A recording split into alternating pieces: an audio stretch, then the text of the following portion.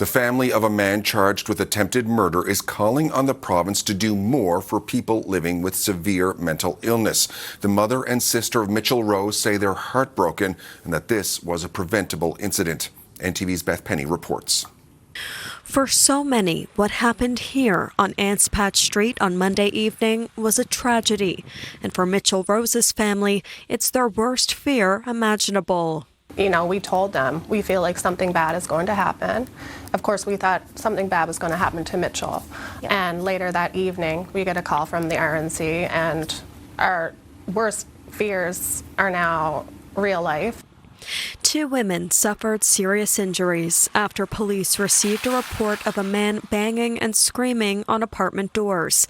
Mitchell Rose was charged with attempted murder. His mother, Trudy Rose, and sister, Janaea Rose, had been there at Mitchell's apartment desperately trying to get him help on that very day.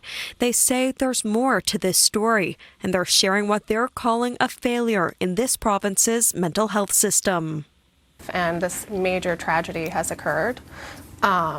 Multiple victims. We're not trying to take away from the victims. We know it's a tragedy and we hope they're okay. But we just want to bring light to the mental health and these major gaps in the system and how this could have been totally prevented. In his early teens, Mitchell Rose went through a traumatic experience and was initially diagnosed with PTSD. Then at the age of 19, he was formally diagnosed with schizophrenia.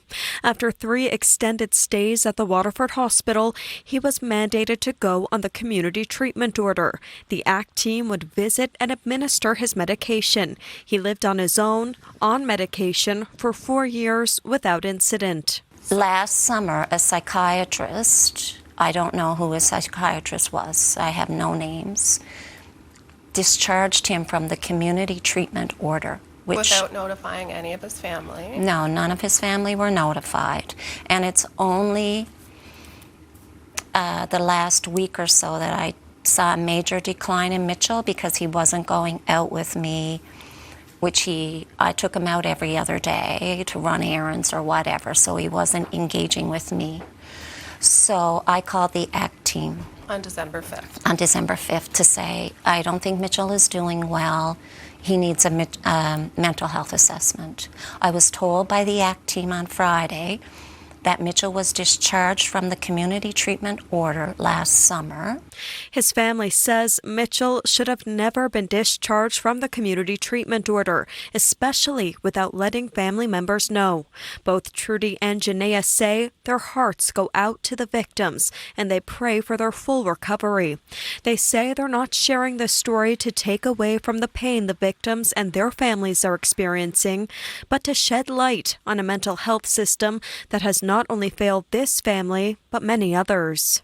But we feel that Mitchell is a victim too, and this could have been totally preventable with the right systems in place. Yeah. And that's what we're trying to advocate for, is someone to listen, and let's fill those gaps. Let's solve these deficiencies so this is preventable in the future. As of Wednesday, Mitchell's family says that he's still undergoing psychosis and he's not at the mental health hospital, but he's in the lockup. And they say systemic change is needed to ensure that no other family has to endure this kind of pain. Beth Penney, NTV News.